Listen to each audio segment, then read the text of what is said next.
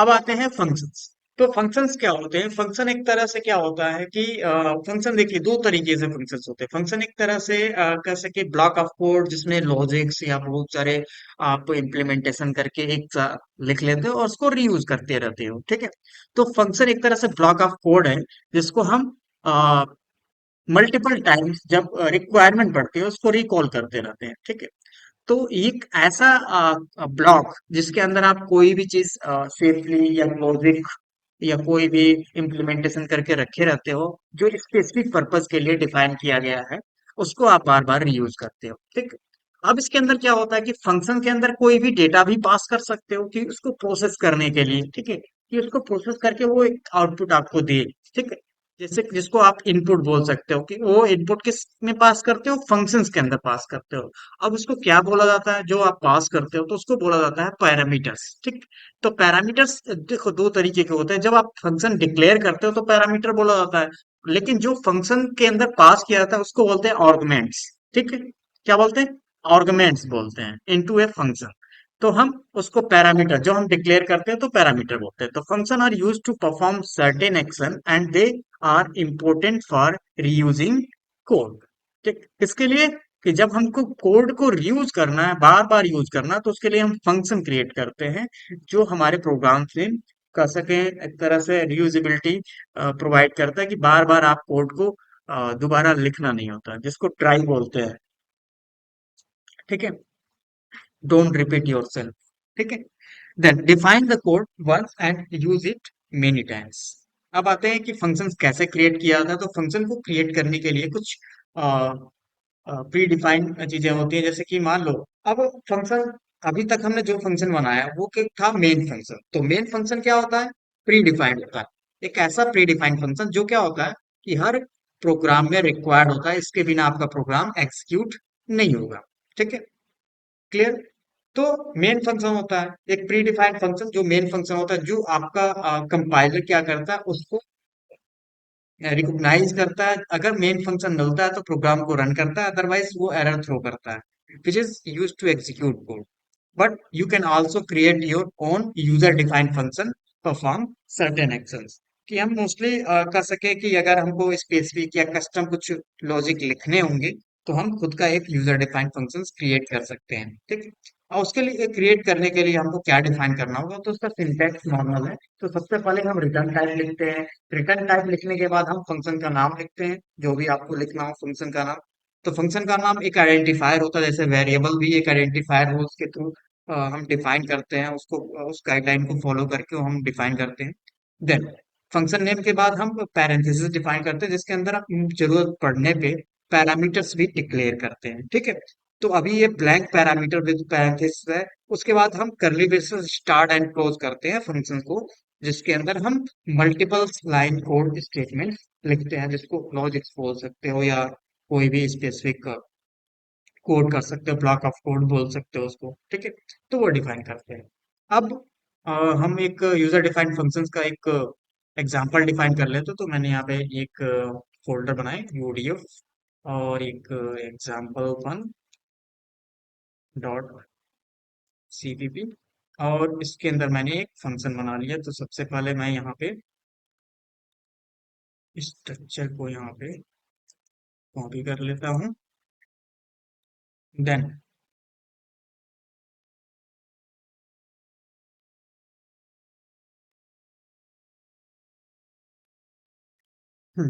अब main function देखो, जब भी फंक्शन आप बनाते हो तो क्या होता है कि इसमें या तो अगर ऊपर डिफाइन कर रहा हो तो आपको डिक्लेयर करते टाइम ही डिफाइन कर लेते हो, जैसे कि मैंने यहाँ पे लिख दिया void, और मैंने यहाँ पे लिख दिया डिस्प्ले, ठीक। ये फंक्शन बन गया हमारा। तो फंक्शन में कुछ ज्यादा कुछ नहीं करना, हमने void लिखा। वो तो void क्या होता है? एक रिटर्न टाइप है। ऐसा रिटर्न टाइप जो कुछ रिटर्न नहीं करता। अगर आपको कुछ भी रिटर्न नहीं करना तो आपका रिटर्न टाइप क्या होगा? void आप बना सकते हो, ठीक है।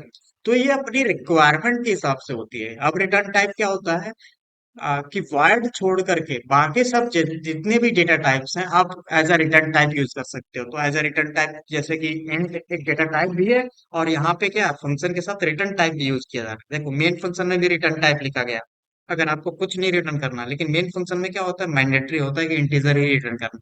और अपने यूजर डिफाइंड फंक्शन में आप कुछ भी सेट कर सकते हो, आप इंट, वर्ड, फ्लोट, कैर, किसी भी तरह का। तो अगर आपको कुछ रिटर्न नहीं करना, केवल आउटपुट देना है, तो वो डिफाइन करेंगे। तो समझ पहले हम ये समझ लें कि ये रिटर्न टाइप है void। तो void एक ऐसा रिटर्न टाइप है जो आपको कुछ भी रिटर्न नहीं करता, एक ऐसा रिटर्न टाइप जो कोई भी चीजें रिटर्न नहीं करता। ठीक। अब हम ये समझेंगे रिटर्न किस लिए किया जाता है। तो एक रिटर्न फंक्शंस होते हैं, रिटर्न फंक्शंस की मतलब वो केवल आपको वैल्यू रिटर्न करते हैं, कोई आउटपुट नहीं देते। ठीक है।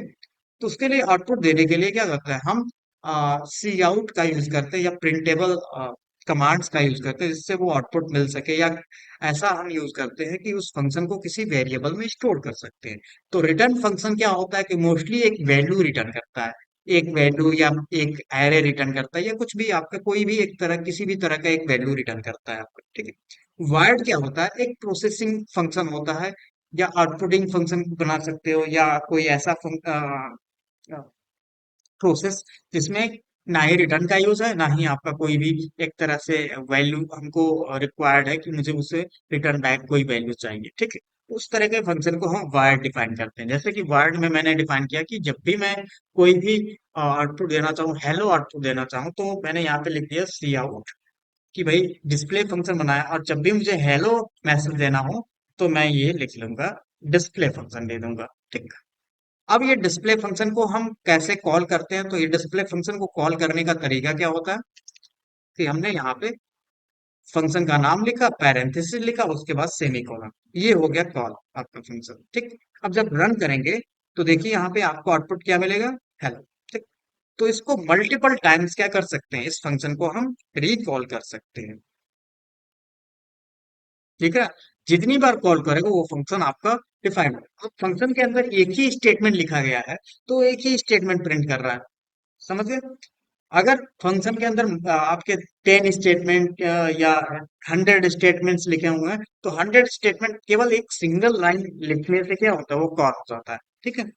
तो हम एक ही फंक्शन को मल्टीपल टाइम जब भी रिक्वायरमेंट पड़ती है उसको कॉल कर सकते हैं, रिकॉल कर सकते हैं, और इससे हमको कोड को दोबारा लिखने की जरूरत नहीं पड़ती है। ठीक है। तो ये हमारा एक फंक्शन हो गया जो हमने डिफाइन किया। अब रिक्वायरमेंट के हिसाब से फंक्शन का नाम सेट करते हैं, फंक्शन का रिटर्न टाइप सेट करते हैं, फंक्शन के अंदर कोई इनपुट देना हो तो पैरामीटर सेट करते हैं। ठीक है। तो फंक्शन की कैटेगरी भी डिफाइन की गई है कि फंक्शन कौन से फंक्शन किस तरह के फंक्शंस हैं। किसी को रिटर्न टाइप फंक्शन बोलते हैं, किसी को नॉन रिटर्न टाइप फंक्शन बोलते हैं। तो इसमें इस फंक्शन का नाम हम क्या रख डिफाइन कर सकते हैं, किस कैटेगरी में रख सकते हैं कि ये नॉन रिटर्न टाइप फंक्शन है, नॉन रिटर्न टाइप फंक्शन है। और उसके साथ इसको कौन सा फंक्शन बोल सकते हैं, तो इसको बोल सकते हैं non parameterized, non parameterized function, जिसके अंदर कोई पैरामीटर नहीं है। मतलब ये पैरामीटर क्या है, खाली है इसके अंदर। ठीक है, ब्लैंक है। तो ये किस तरह का फंक्शन है, नॉन रिटर्न टाइप फंक्शन को बोल सकते हैं, और क्या बोल सकते हैं, नॉन पैरामीटराइज्ड फंक्शन भी। ये दोनों है कि इसके अंदर पैरामीटर भी नहीं है और रिटर्न टाइप भी नहीं है। ओके। क्लियर। इसमें कोई डाउट।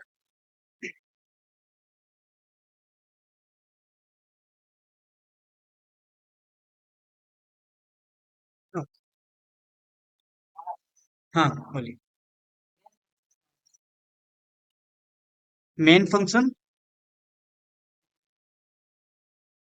मेन फंक्शन कंपाइलर के थ्रू ऑटोमेटिक कॉल होता है, वो आपको कॉल करने की जरूरत नहीं।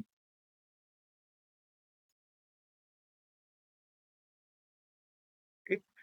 मेन फंक्शन देखिए, मेन फंक्शन क्या होता है, जो आपका मेन फंक्शन होता है ना, वो कॉल करने की जरूरत नहीं पड़ती है। मेन फंक्शन कंपाइलर के थ्रू, environment C plus plus environment के थ्रू क्या करता है, वो उसको इंटरप्रेट करता है, और इंटरप्रेट करने के बाद वो आइडेंटिफाई करता है, अगर हमने मेन लिखा हुआ है कहीं पर भी, ठीक, तो उस मेन फंक्शन को क्या करता है, इन्वोक करता है ऑटोमेटिक। प्रोग्राम में जहां पर भी हमने मेन फंक्शन लिखा हुआ है उसको वो इन्वोक करता है। क्लियर। और देखो, कंपाइल किस लाइन से करना स्टार्ट करता है, फर्स्ट लाइन से कंपाइल करना स्टार्ट करता है, लेकिन एग्जीक्यूशन कहाँ से स्टार्ट करेगा, यहां से यहां तक। ठीक। रिटर्न के पहले तक एग्जीक्यूट करेगा।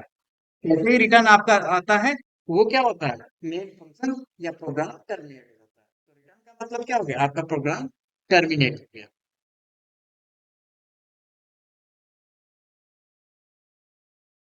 ओके। देन तो अगर मैंने ये फंक्शन, आप देखो क्या होता है, कभी कभी क्या होता है, ये फंक्शन अगर मैंने नीचे लिखा हुआ है, ये फंक्शन मैंने नीचे लिखा हुआ है, ठीक। तो देखो यहाँ पे क्या आ रहा है, यहाँ पे अगर मैं रन करूं, अब फंक्शन को रन करूं, तो क्या एरर आ रहा है, कह रहा है display was not declared. Declare तो है लेकिन क्या, ये मैसेज की ये एरर मैसेज क्यों आ रहा है कि display was not declared in this scope, ठीक। तो सी प्लस प्लस में ये रूल है कि जब भी आप फंक्शन बनाओ, तो अगर आपने नीचे लिखा हुआ है, तो नीचे जब लिखते हैं उस सिचुएशन में क्या होता है, ऊपर जो लिखे मेन फंक्शन के ऊपर लिखा तो वो एग्जीक्यूट हो जाएगा, क्योंकि मेन फंक्शन तक आते आते वो फंक्शन डिक्लेयर्ड माना जाएगा, और जब हम कॉल करेंगे तो वो डिक्लेयर्ड है, ठीक। लेकिन यहाँ पे नीचे लिख दिया तो ये यहाँ पे इस सिचुएशन में यहाँ पे कह रहा है कि भाई ये फंक्शन डिक्लेयर्ड नहीं है, लाइन नंबर 10 में। लाइन नंबर 10 में ये फंक्शन डिक्लेयर्ड नहीं है, इसी लाइन में एरर आ रहा है, लाइन नंबर 10 ये डिक्लेयर्ड नहीं है। तो आपको क्या करना होगा, ये जो आपने डिफाइन किया, ये फंक्शन डिफाइन किया, इसको डिक्लेयर करना पड़ेगा कहाँ पर, यहाँ पर। मतलब बनाने से पहले डिक्लेयर करना पड़ेगा, ऊपर ही डिक्लेयर। अगर ऊपर ही आपने डिफाइन ही नहीं कर दिया तो कोई दिक्कत नहीं है। तो डिक्लेरेशन का मतलब कि ये जो आपने लिखा है, वो चीज यहाँ पर आपको डिक्लेयर करनी पड़ेगी। तो मैंने यहाँ पर डिक्लेयर करने का मतलब कि ये मैंने डिक्लेयर कर दिया, ठीक। और उसको बाद में बना लो, कोई दिक्कत नहीं है। आप फंक्शन को बाद में लिख लो। डिफाइन करने का मतलब है कि फंक्शन को हम बाद में लिख रहे हैं, ठीक। और फंक्शन को बना करके रख लिया, और ये फंक्शन को हमने बाद में लिखना स्टार्ट किया, जिसको डिफाइन करना बोलते हैं या बॉडी प्रोवाइड करना बोलते हैं, ठीक है। तो यहाँ पे फंक्शन की बॉडी नहीं है, फंक्शन बॉडी किसको बोलते हैं, स्टार्टिंग एंड क्लोजिंग के अंदर जो आपका होता है, ये स्टार्ट और क्लोज, यही इसकी फंक्शन की बॉडी होती है। तो फंक्शन की बॉडी जब नहीं प्रोवाइड करते हैं तो उसको डिक्लेरेशन बोलते हैं, फंक्शन डिक्लेरेशन, कि फंक्शन को डिक्लेयर करके छोड़ दिया गया, ठीक है। और यहाँ पे फंक्शन को डिफाइन किया गया, ये है function definition. This is a function definition. Okay. और ये फंक्शन डिक्लेरेशन होता है। क्लियर। अब हम रन करें तो देखो एरर चला जाएगा, आउटपुट आ रहा, ठीक। तो हमने डिक्लेयर किया फंक्शन, और फंक्शन यहाँ पे बनाया, ठीक। अगर आपने ये चीज यहीं पे लिख दी है तो डिक्लेयर करने की जरूरत नहीं है, वो डिक्लेरेशन और डिफिनेशन एक साथ ही हो जाता है, ठीक है। तो हम जब नीचे लिखते हैं तो कहता है कि भाई पहले फंक्शन को डिक्लेयर कीजिए देन यूज कीजिए, ठीक। तो ये एक ऐसा सी प्लस प्लस है कि एक तरह से क्या होता है कि लाइन बाय लाइन चीजों को डिफाइन करता है, कि अगर पहले डिक्लेयर हो चुका है तभी जाकर के आप यूज कर सकते हो। ओके।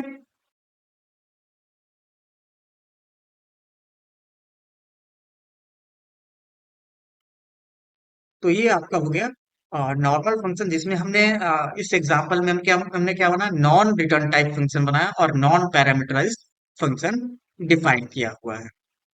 ओके। फंक्शन कॉल करने का तरीका क्या होता है, तो फंक्शन अभी मैंने बताया कॉल करने का तरीका, declare a function are not executed immediately, कि किसी फंक्शन, अब फंक्शन की डिफिनेशन में ये भी बोल सकते हो कि फंक्शन जो होता है वो बिना कॉल किए एग्जीक्यूट नहीं होता कभी भी, ठीक। तो मेन फंक्शन को छोड़ करके सारे फंक्शन जितने भी होते हैं, जब तक आप खुद उसको कॉल ना करो तब तक वो कॉल नहीं होते। मेन फंक्शन एक ऐसा फंक्शन है जो रन कराते ही इमीडिएट एग्जीक्यूट हो जाता है। लेकिन जो डिक्लेयर्ड फंक्शन है, वो क्या होते हैं, वो एग्जीक्यूट नहीं होते immediately, they are saved for the later use, then and it will execute later when they are called. Okay. तो फंक्शंस को कॉल करने के लिए क्या होता है कि आप फंक्शन नेम लिखते हो and then followed by the parenthesis and semicolon. तो हम क्या लिखते हैं, function name followed by the parenthesis and then semicolon. Okay. अगर आपने पैरामीटर डिक्लेयर किया तो पैरामीटर इसके अंदर वैल्यू पास करोगे पैरामीटर के लिए। तो पैरामीटर एक नॉर्मल वे में कहो तो वेरिएबल ही होते हैं, जिसको पैरामीटर वेरिएबल बोलते हैं। तो पैरामीटर वेरिएबल हम किस स्कोप में डिफाइन करते हैं, जब हम पैरेंथेसिस के अंदर कोई वेरिएबल बनाते हैं इनपुट्स के लिए, फंक्शन के इनपुट के लिए, तो वो वेरिएबल क्या होते हैं, पैरामीटर वेरिएबल कहलाते हैं, ठीक। तो एक चीज हम आगे डिस्कस करेंगे अभी, कि पैरामीटर वेरिएबल कैसे डिफाइन करते हैं, कैसे होते हैं, ठीक। तो ये चीज आपकी क्लियर हो गई कि फंक्शन को कैसे कॉल किया जाता है, फंक्शन नेम देन पैरेंथेसिस अगर आपने पैरामीटर डिक्लेयर किए हुए हैं तो उसके अंदर पैरामीटर आप डिफाइन करोगे और उसके बाद सेमी कोलन लिखा जाता है। क्लियर? तो ये एग्जांपल रहा कि आपने एक फंक्शन बनाया और फंक्शन को यहाँ पे कॉल कर, ठीक है? तो ये होता है कॉल, इस प्रोसेस को बोलते हैं कॉलिंग फंक्शन, कि हम फंक्शन को कॉल कर रहे हैं। ओके, और ये हो गया, हम फंक्शन को डिफाइन कर रहे हैं, डिक्लेयर एंड डिफिनीशन, दोनों चीजें डिफाइन कर रहे हैं, डिक्लेयर एंड डिफिनीशन। अब आते हैं फंक्शन में दो पार्ट्स होते हैं जो अभी हमने डिस्कस की, डिक्लेरेशन एंड डिफिनीशन। तो फंक्शन डिक्लेरेशन एंड डिफिनीशन क्या होता है ये समझ लें। तो फंक्शन के दो पार्ट्स होते हैं, consist of two parts. Declaration, the return type. अब डिक्लेरेशन में क्या क्या चीजें लिखी जाती है, डिक्लेरेशन की मतलब क्या होती है, जो पहली लाइन होती है उसको डिक्लेरेशन बोलते हैं, this is a declaration part. कहीं भी लिखे, देखिए वही चीज तो यहाँ पे भी लिखी गई है, ठीक है। तो दिस इज डिक्लेरेशन पार्ट, जो फर्स्ट लाइन लिखी जाती है वो डिक्लेरेशन पार्ट होता है, ठीक है। और ये जो लिखा गया, ये जो बॉडी बनाई गई, इसको बोलते हैं डेफिनेशन पार्ट, ठीक है। क्या? Definition part. तो यहाँ पे केवल क्या किया गया, फंक्शन को डिक्लेयर किया गया है, फंक्शन डिक्लेरेशन, फंक्शन डिक्लेरेशन। और ये है आपका function definition, function definition, this is the function definition. Then, तो दो पार्ट। अब डिक्लेरेशन में क्या क्या लिखते हो, तो डिक्लेरेशन में पहली चीज return type, void, int, float, char, जो भी आपको लिखना है as per requirement. Then function का नाम लिखते हो, एंड पैरामीटर्स अगर आपको जरूरी है, रिक्वायर्ड है तो, अदरवाइज ब्लैंक छोड़ देते हैं पैरेंथेसिस को। देन डेफिनेशन क्या होता है, तो डेफिनेशन को बोला जाता है the body of the function, ठीक है। जो एग्जीक्यूट, एक्चुअल में वही एग्जीक्यूट होता है जब हम कॉल करते हैं फंक्शन को, तो ठीक है। देन, तो डिफिनीशन होता है जिसको बॉडी ऑफ फंक्शन बोलते हैं, जो एग्जीक्यूट होता है। तो डिफिनीशन क्या होता है, आपका जो कर्ली ब्रेसेस के अंदर जो आपका ब्लॉक होता है, पूरा स्टार्टिंग एंड क्लोजिंग होती है, उसको हम बॉडी ऑफ द फंक्शन बोलते हैं। तो दो पार्ट्स होते हैं, डिक्लेरेशन एंड डिफिनीशन फंक्शन के। ये हर एक प्रोग्रामिंग लैंग्वेज में यही चीज डिफाइन की जाती है।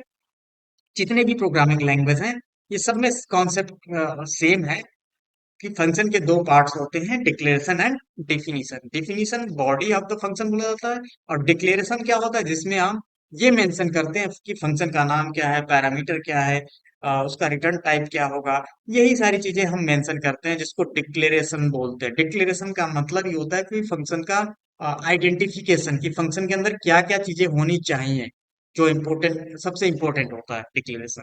तो डिक्लेरेशन पार्ट सबसे इम्पोर्टेंट होता है। अगर डिक्लेरेशन में जो आपने डिफाइन किया उसी के अकॉर्डिंग हम डिफिनीशन भी उसकी लिखते हैं, या उसके अंदर कोड उसी के अकॉर्डिंग हम डिफाइन करते हैं, ठीक है। तो सबसे इम्पोर्टेंट पार्ट आपका डिक्लेरेशन है, डिक्लेरेशन के बाद ही हम फंक्शन को डिफाइन करते हैं, इसलिए पहले डिक्लेरेशन होता है देन डेफिनेशन होता है, ठीक। अब आते हैं पैरामीटर्स एंड आर्गुमेंट्स क्या होता है। तो information can pass as a function as a parameter, parameter act as a variable inside the function, कि हम किसी वेरिएबल, जैसे कि मान लो यहाँ पे मैंने जो डिस्प्ले लिखा हुआ है, ठीक। अब यहाँ पे नॉन रिटर्न टाइप है, नॉन पैरामीटराइज्ड, ठीक। अब मैंने एक और फंक्शन बनाया, वायर्ड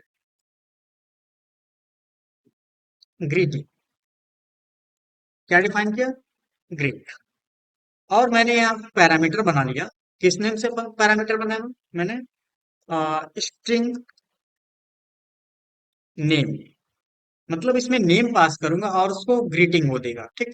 अब ये डिक्लेयर किया, फंक्शन को डिक्लेयर कर दिया मैंने, ये भी क्या है, फंक्शन डिक्लेयर हुआ। ये फंक्शन को यहीं पर मैं बना सकता हूँ। तो दो तरीके से डिफाइन कर सकते, डिक्लेयर करके नीचे बना लो, यहाँ पर डिफाइन कर लो, या आप यहाँ पे डायरेक्टली फंक्शन को डिफाइन भी कर सकते हो। तो यहाँ पे फंक्शन डिफाइन करने के लिए स्टार्ट एंड क्लोज मैंने किया, ये फंक्शन बन गया हमारा। अब यहाँ पे मैं लिखूंगा हेलो और मिस्टर, और जो भी नाम होगा यहाँ पे इंटर हो जाएगा, ठीक है। क्लियर? अब इस फंक्शन को कॉल करते हैं। तो देखिए यहाँ पे आपका एक क्या नाम है, यहाँ पे एक पैरामीटर है, इसको बोलते हैं पैरामीटर वेरिएबल, ठीक। इसमें डेटा टाइप वाले लिखते हैं और यहाँ पे वेरिएबल का नाम, ठीक। तो ये वेरिएबल क्या होता है, पैरामीटर वेरिएबल होता है। और पैरामीटर वेरिएबल फंक्शन के बाहर यूज नहीं किया जा सकता, ठीक है। तो इसको एज एक तरह से हम लोकल वेरिएबल भी बोल सकते हैं। लोकल का मतलब कि फंक्शन के एरिया से बाहर वो नहीं जा सकता, इसके अंदर ही प्रिंट करना है, प्रिंट करो नेम को, इसके बाहर हम प्रिंट नहीं कर सकते, ठीक है। अब आते हैं इस फंक्शन को कॉल कर ले, तो मैंने लिख दिया यहाँ पे ग्रीट राहुल, फिर मैंने लिख दिया ग्रीट, दूसरी बार मैं किसी और का नाम यहाँ पे डिफाइन करके लिख देता हूँ, राकेश, ठीक है। तो इस तरीके से क्या होता है कि बस इनपुट्स चेंज करने हैं, इनपुट मतलब इसको आर्गुमेंट बोला जाता है, दिस इज आर्गुमेंट्स। तो जो हमने वेरिएबल डिफाइन किए वो आपका क्या होता है, एक्ट एज अ वेरिएबल। तो वेरिएबल का मतलब कि ये पैरामीटर हो गया, और जो राहुल है, राहुल आपका आर्गुमेंट है, इनपुट है। तो इनपुट होता है उसी को आर्गुमेंट्स बोला जाता है। तो आर्गुमेंट या तो वेरिएबल में हो सकता है, या तो कांस्टेंट लिटरल में हो सकता है। आपका जो पैरामीटर है वो वेरिएबल ही होता है, ठीक है। और जो आर्गुमेंट्स है, या तो वेरिएबल हो सकता है या तो वैल्यू हो सकता है, दोनों हो सकता है। लेकिन पैरामीटर आपका क्या होता है, वेरिएबल ही होता है। वेरिएबल छोड़ के आप कोई भी चीज कांस्टेंट नहीं डिफाइन करते, ठीक है। तो parameter are specified after the function name inside the parentheses, you can add as many parameter as you want, just separate with the comma separator. तो यहाँ पे हम डिफाइन कर सकते हैं, जैसे मैंने मुझे एज भी डिफाइन कर दिया मैंने, यहाँ पे। अब देखो यहाँ पे जब मैंने एज डिफाइन कर दिया, तो यहाँ पे एरर आने लगा कि भाई एज भी पास करो। तो ये कहता है कि आपका जितने भी पैरामीटर डिफाइन किए उतने भी आपको यहाँ पे पास करने पड़ेंगे, और उसी सीक्वेंस में। तो पहले नेम था, उसके बाद एज पास करना है, तो मैंने यहाँ पे लिख दिया क्या, 20, ठीक। और यहाँ पे 22 मैंने लिख दिया, ठीक। एज भी पास कर दिया। अब उसके बाद यहाँ पे मैं लिख दूंगा योर एज इज दिस, ठीक। तो यहाँ पे एज भी प्रिंट हो गया। अब यहाँ पे मैं दोनों को दो बार, अब बस केवल वैल्यू मैंने चेंज किया, और उसका मैसेज दोनों का अलग अलग यहाँ पे प्रिंट हो जाएगा, देखिए। Hello mister Rahu, your age is 20, hello mister Rakesh, your age is 22, ठीक। तो इस तरीके से क्या होता है कि हम किसी भी फंक्शन को बार बार यूज कर सकते हैं, केवल वैल्यू चेंज कर दिया हमने, वो प्रोसेस के अंदर डिफाइन किया गया। क्लियर। तो इस तरीके से हम पैरामीटर भी बना सकते हैं कि किस टाइप का कोई पैरामीटर चाहिए जिसमें हम वैल्यू पास करें, वो फंक्शन क्या हमको प्रोसेस करके आउटपुट दे सके, ठीक। तो एक लॉजिक्स इसके अंदर हम डिफाइन कर सकते हैं, जो लॉजिक उस इनपुट्स को एक फॉर्मेटेड या एक तरह से स्ट्रक्चर्ड फॉर्मेट में आपको एक आउटपुट दे सके, एक मीनिंगफुल आउटपुट या मीनिंगफुल रिपोर्ट दे सके। इसी के लिए हम फंक्शन डिफाइन करते हैं कि एक ऐसा फंक्शन जो लॉजिकली एक तरह से आपके आउटपुट इनपुट्स को प्रोसेस करे, और उस इनपुट्स को प्रोसेस करने के बाद आपको मीनिंगफुल इंफॉर्मेशन रिटर्न करे, ठीक है। तो इसलिए हम फंक्शन डिफाइन करते हैं। तो ये हमारा ये फंक्शन जो क्या है, वो किस तरह का फंक्शन है, हो गया हमारा नॉन रिटर्न टाइप फंक्शन है ही already, non return type function है। और उसके साथ साथ कौन किस तरह का फंक्शन हो गया ये हमारा, पैरामीटराइज्ड फंक्शन है ये। तो ये हमारा क्या है, पैरामीटराइज्ड फंक्शन हो जाएगा, this is parameterized function, parameterized function. और मल्टीपल पैरामीटर यहाँ नेम एज और भी कॉमा दे करके मल्टीपल पैरामीटर हम बना सकते हैं, बस इसको कॉल करने का तरीका। अब जैसे कि देखो यहाँ पे ग्रीट है, अब इसमें पैरामीटर था तो वैल्यू हमने पास कर दिया, स्ट्रिंग है तो डबल कोटेशन के अंदर, फिर कॉमा, इंटीजर है तो क्या होगा, हम एज पास करेंगे 22, 20 या 22 जो भी आपको पास करना हो वो पास कर सकते हैं, ठीक है। तो इस तरीके से हम डिफाइन कर सकते हैं किसको, फंक्शंस। क्लियर। तो समझ में आ गया पैरामीटर्स क्या होते हैं और आर्गुमेंट्स क्या होते हैं। तो यहाँ पे इस सिचुएशन में पैरामीटर क्या है आपका, नेम और एज है पैरामीटर, और आर्गुमेंट्स क्या है कि उस नेम के आर्गुमेंट्स क्या है, राहुल एंड 20 और राकेश एंड 22 है, ठीक है। जो किसके अंदर जा रहे हैं, इस पैरामीटर वेरिएबल के अंदर जा रहे हैं, ठीक है।